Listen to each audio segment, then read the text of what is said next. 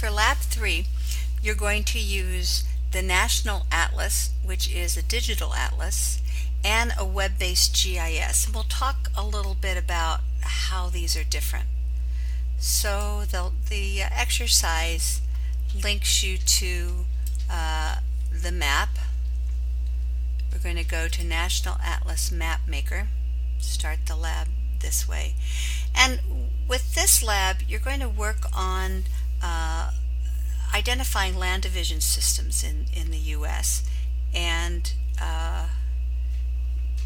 so you can review some of the other coordinates, lat long, scale. This has a nice little graphic scale bar here. So when you open up the map, this is your base map. You can turn the overview map on or off by clicking with your left mouse. You can zoom in or out by pointing and clicking, zoom out by point and click, or you can zoom with some determined locations. So I could zoom to the lower 48, I could zoom to just Hawaii. So I'm going to start out zooming to the lower 48. So that's moving around my map. I've got some basic what are called map layers or data layers, and each of these can toggle into a layer. So right now I have lines of latitude and longitude, but I could put on counties with county names. So I can click those two map layers and turn on redraw, and there are, I'm going to have to work on I have a big and on top of my computer to quit saying that. So, and you know, when you teach in class you don't get to hear that you do that, but when you listen to your videos you're painfully aware. So anyway, I've turned these layers on. I clicked redraw the map. I could zoom in to Florida and get a closer look.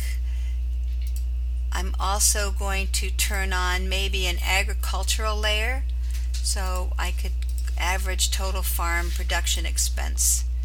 And now what I get is a thematic map. I can click here and see my map key. So there it gives me my my map information. Now, one of the things I can't do is I can't really capture this map, but because I have Jing, and because my students know about Jing, and my students actually have a Jing account, they can go in, take a screenshot, annotate it, say this is farm values,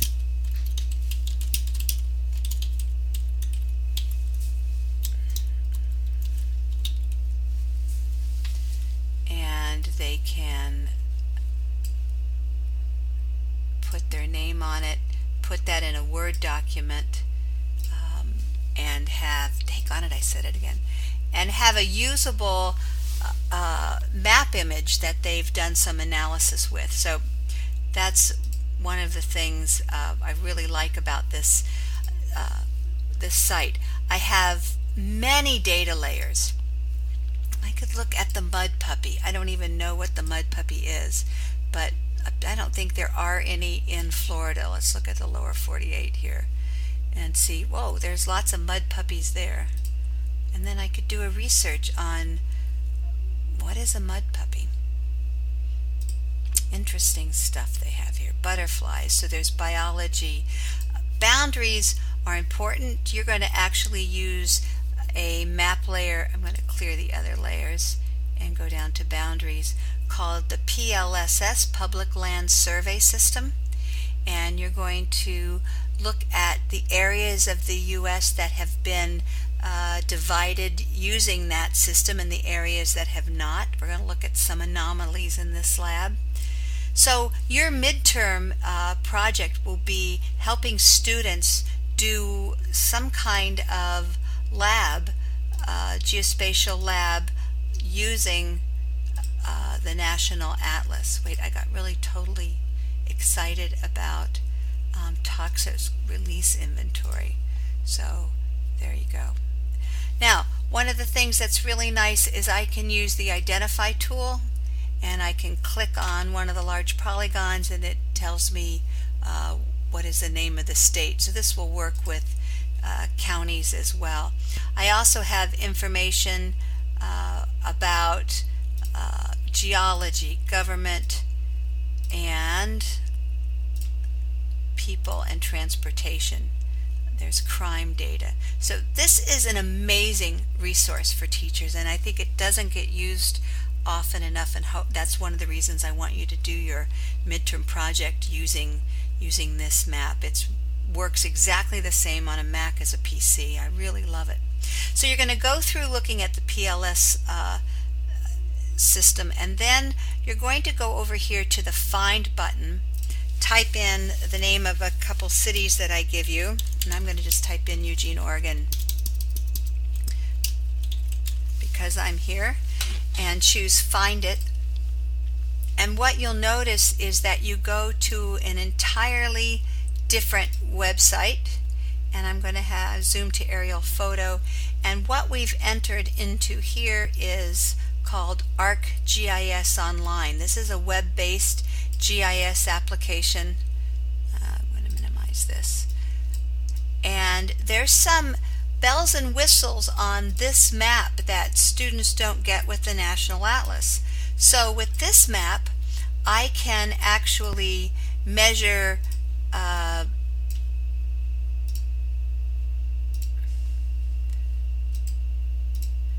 area. I can measure distance, lengths. I can change my measurement units on the fly and measure again. I can also get the latitude and longitude. Now this is missing on the National Atlas. If I click a polygon, say I click Nevada, I'll get the latitude and longitude for the center point of Nevada, or if I click a county, I get the longitude for a county.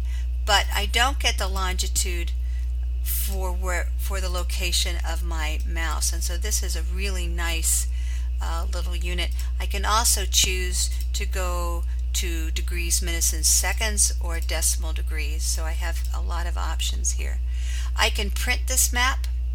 I can, the ArcGIS Online has a lot of options that the other National Atlas doesn't have, and it's based on a world map. So I also, instead of just looking at the US, I have the ability to look at some global cities and features.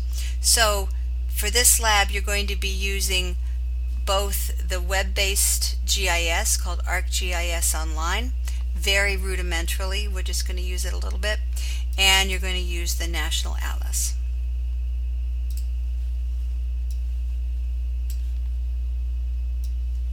And now I'm trying to stop the video, which doesn't really want to stop. Aha, there we go. Thank you.